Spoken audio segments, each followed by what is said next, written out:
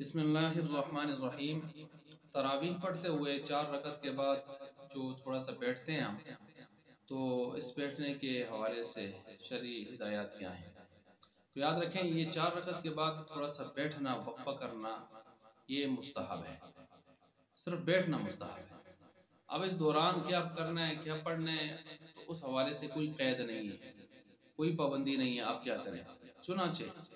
اس میں اگر کوئی آدمی بیٹھتا ہے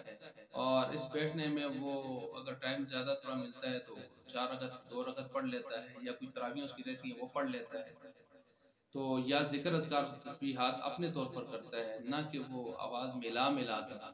جیسے بعض بلند آواز سے ذکر شروع کر دیتے ہیں یا ہاتھ اٹھا کر اجتماعی دعا شروع کر دیتے ہیں۔ اس قسم کے کام یہ تو خیر ٹھیک نہیں ہے، یہ تو ایک بدعات کی صورتیں بن جاتی ہیں۔ اور تو اپنے طور پر کوئی آدمی دعا کرتا ہے تو کر لے، اور خاموش بیٹھنا چاہتا ہے، ذرا تھک گیا تو بھی ٹھیک ہے، تسبیحات تحلیلات وغیرہ کچھ بھی کرنا چاہتا ہے۔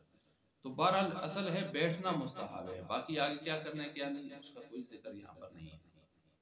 اچھا، اس دوران کچھ بھی میسر ہو اس کی ترتیب سے، اگر کوئی آدمی بیٹھتا بھی نہیں ہے 4 رکعت کے بعد بلکہ اٹھ جاتا ہے جیسے 2 رکعتوں کے بعد، تو یہ بھی جائز ہے، کوئی حرج کی بات نہیں ہے، البتہ مستحب یہ ہے کہ بیٹھ جائے، اور اس دوران کیا کرنا ہے وہ میں نے بیان کر دیا ہے، جو میسر ہو کر سکتا ہے۔ لیکن ایسی صورتیں نہ اپنائے کہ ان کو اپنی طرف سے لازم بنا لے اجتماعی، جیسے میں نے کہا اجتماعی ذکر یا اجتماعی دعا والی صورتیں یہ ٹھیک نہیں ہے۔ باقی اس میں یہ بھی ہے کہ یہ جو آج کل ہماری مسجدوں میں دعائے تسبیح یا تسبیح تراویح کے نام سے جو پمفلٹ شائع ہوتے ہیں اور لوگ مسجدوں میں لگائے ہوتے ہیں، تو اس حوالے سے ایک غلط فہمی، اس کا ازالہ بھی مطلوب ہے۔ وہ یہ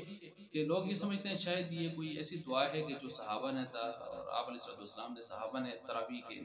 4 رکعتوں کے بعد پڑھی ہے، ایسے نہیں ہے۔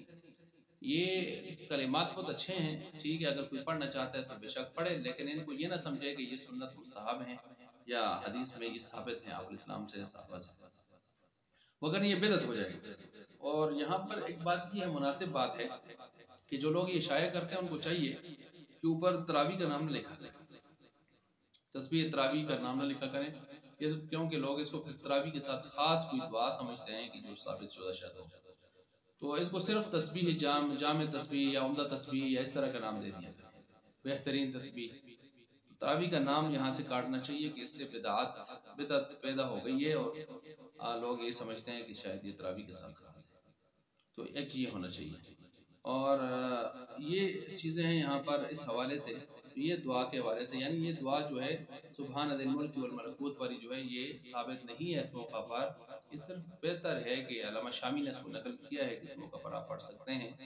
تو بہرحال اس کے ساتھ تراویح کا لفظ جو ہے وہ اشتہار کے اوپر نہیں لگانا چاہیے۔ باقی یہ اشتہار عموماً نمازی کا بالکل سامنے قریب کر کے لگا دیے جاتے ہیں، تو بہتر یہ ہے کہ سامنے نہ ہو، دائیں بائیں ہوں، کیونکہ الگ مسئلہ پیدا ہو جاتا ہے کہ جب آدمی کوئی لکھی ہوئی چیز سامنے موجود ہو اور نمازی اس کو دیکھ کر زبان سے پڑھے تو اس کی نماز ٹوٹ جائے گی، اور اگر اس کو تصور میں پڑھے تو اس کی نماز مکروہ ہوتی ہے۔ اور عام طور پر جہالت ہے عوام میں بہت زیادہ، لوگ کبھی زبان سے پڑھ لیتے ہیں مگر نہ تصور میں ساری دیکھ کے پڑھتے رہتے ہیں بہت سارے، تو اس وجہ سے نماز نہ مکروہ کرنی ہے نہ توڑنی ہے، تو اس وجہ سے ان چیزوں کو، ایسی چیزوں کو، کوئی بھی لکھائی والی چیزیں ہوں ان کو دائیں بائیں لگانا چاہیے۔ تو اللہ تبارک و تعالیٰ سمجھنے کی، عمل کرنے کی توفیق